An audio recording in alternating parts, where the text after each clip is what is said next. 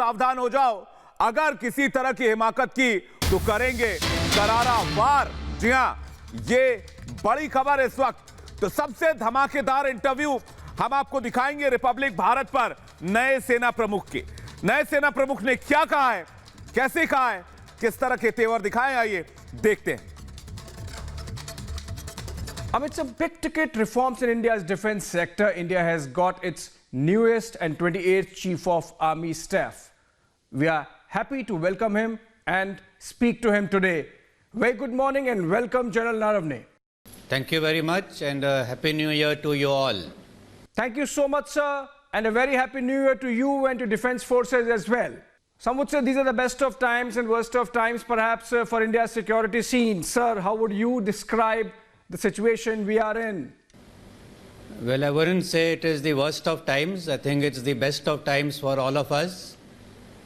Our challenges will, of course, remain to always be operationally prepared and a combat-ready force to meet any challenge at any time. And that would be my priority area to focus on.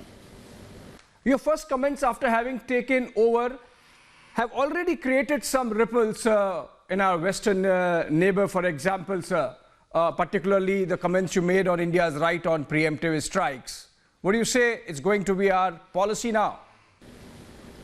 Well, this threat of terrorism has been there for quite a long time, and we have to continue to deal with it. And we will always try our best to maintain peace and tranquility. But at the same time, we have to do what is best in our national interest. That includes preemptive strikes, sir? You see, what we do will always depend on future situations and how things unfold in the future. It would be too premature to comment on it right now. I mean, we have seen how after Uri, we followed it up with surgical strikes. After Pulwama, we did Balakot. One would say offensive defense is India's institutionalized strategy. Would you agree, sir?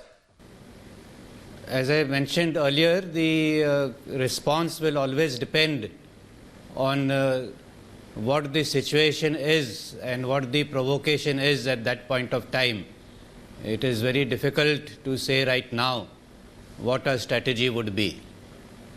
But then generally you would say that we have a policy now that whenever there is a provocation, we would follow it up with inflicting punitive costs on the enemy. I would like to reiterate that our responses will always be measured and depending on the situation as it unfolds. Where and how that would be will remain to be seen. Right, sir. I'll take a question on Kashmir now. Would you agree that with the changes that have taken place, or what is your assessment after the changes that have taken place post-August, what is your assessment of the situation in the valley now? Well, post the abrogation of Article 370, there has been a definite improvement in the ground situation. This is borne out by the facts and figures themselves. When you see the incidents of violence pre and post 5th August, the figures speak for themselves that there is a greater sense of security and a better law and order situation in the state. And this only augurs well for the future. Would you also say that terrorism has come down in the valley? Yes, it has. As I mentioned, the number of terrorist-related incidents have definitely seen a sharp drop. Also, in your initial comments, you said that we should focus equally on our northern border as well, or the northern frontier as well. Could you elaborate on that, Chief? Well, as you know, we have two land borders with two countries on the western front as well as our northern front, which extends right from Ladakh to the far east, the northeast of the country. And we have to pay equal attention to both.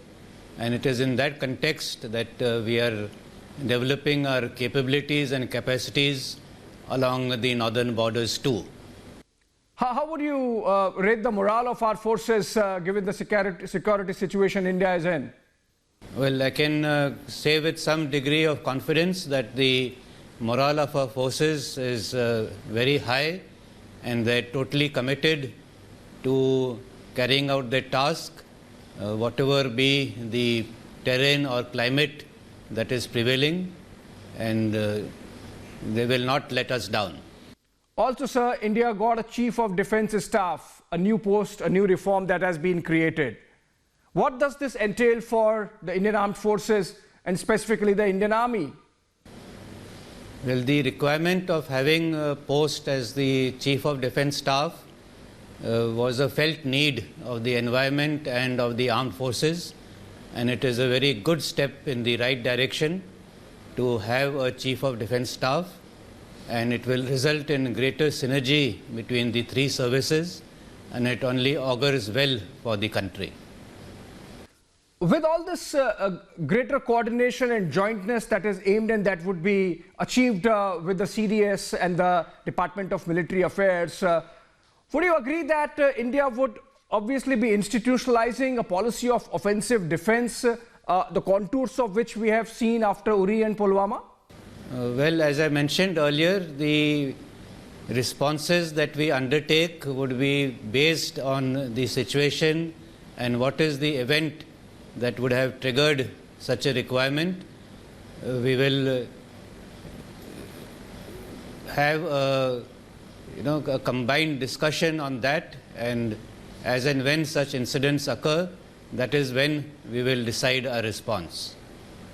Like inflicting punitive costs on the enemy whenever there is a provocation?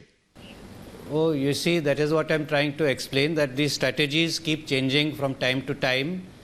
What we actually do will depend on what the situation is like in the future. Thank you so much and all the best for your new assignment, sir. Thank you so much. Thank you very much. That was General Naravne, India's 28th Chief of Army Staff. He elaborated on how India is fully prepared and that defense forces have high morale, soldiers have high morale. We are going to focus on northern border as well, and we are going to inflict punitive costs on enemy for any provocation.